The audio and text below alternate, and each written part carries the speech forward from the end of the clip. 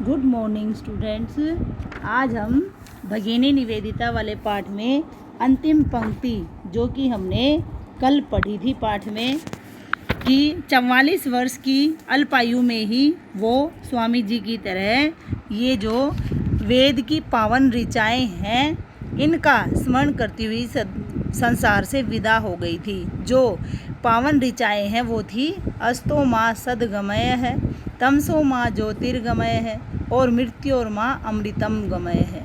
तो ये जो पंक्तियाँ हैं आपकी ये पावन ऋचाएँ जिनको कि वो बोलती हुई हमें छोड़कर चली गई थी। तो इनका अर्थ भी जानिए आप कि इन तीनों पंक्तियों का अर्थ क्या होता है जिनका कि वो सदैव स्मरण करती थी, उनको याद करती थी। पहली पंक्ति है आपकी अस्तो माँ सदगमय। तो ऋषि जो है प्रार्थना करते समय इनका उच्चारण करते थे, तो जिनका अर्थ है कि असत्य से सत्य की ओर जाएं, कि हम सभी जो है असत्य को अर्थात झूठ को छोड़कर सच की ओर उन्मुख हों। दूसरा है तमसो माँ ज्योतिर्गमय। ज्योति का अर्थ प्रकाश होता है और तम का अर्थ अंधेरा होता है। तो यहाँ दूसरी पंक्ति में कहा गया है कि अंधकार से प्रकाश की ओर जाएं। तीसरी पंक्ति है मृत्यु और माँ अमृतम गमय। तो यहाँ तीसरी पंक्ति में कहा गया है कि मृत्यु से अमरता की ओर जाएं। तो इन तीन पंक्तियों का अर्थ इस प्रकार स्पष्ट हो जाता है। यह केवल आपके याद करने के लिए है। इन पंक्तियों का अर्थ आप चाहें तो इनको अपनी नोटबुक में लिख भी सकते हैं। अब इसके बाद हम आगे शब्दार्थ करेंगे। यहाँ हमारा पाठ ये पूरा हो जाता है। यदि फिर भी किसी बच्चे को किसी पंक्ति या शब्द में कोई समस्या आए तो वह अपनी समस्या पूछ सकता है। अब शब्दार्थ देखिए। शब्दार्थ में कुछ शब्द तो ऐसे हैं जो कि हम पाठ के अंदर जैसे जैसे आए थे वैसे ही कर भी रहे थे। तो यहाँ पर पहला शब्द है आपका विदेशी, अर्थात दूसरे देश का। आह्वान का अर्थ है या तो किसी को बुलाना या पुकारना या पुकार।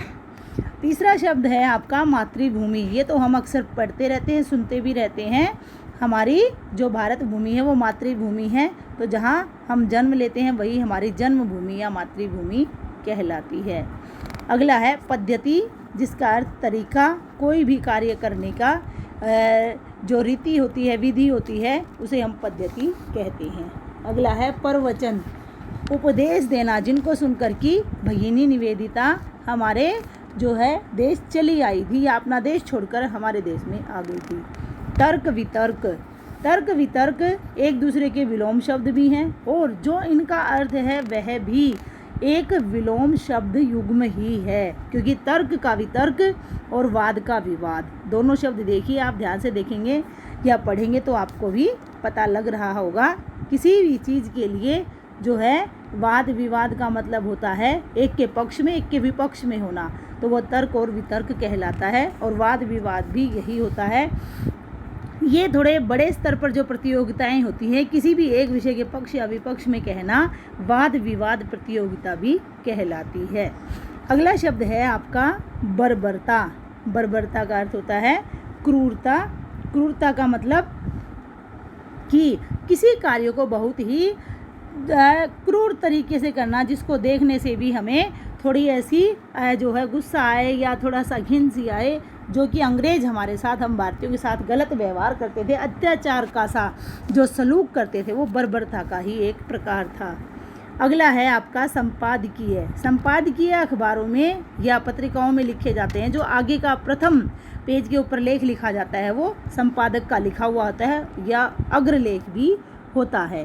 भगिनी, जो कि हमारी निवेदिता का बहन था। बहिन, भगिनी का अर्थ बहिन होता है और विवेकानंद जी ने उसको जो नाम दिया था उसमें पहला ये जो शब्द था भगिनी, उसका अर्थ बहन होता है। इस प्रकार आज के ये हमारे शब्दार्थ पूरे हो जाते हैं। ये आपको अपनी कार्य पुस्तिका में लिखित के रूप में कार्य करना है। आपका दिन शुभ हो। धन्यवाद।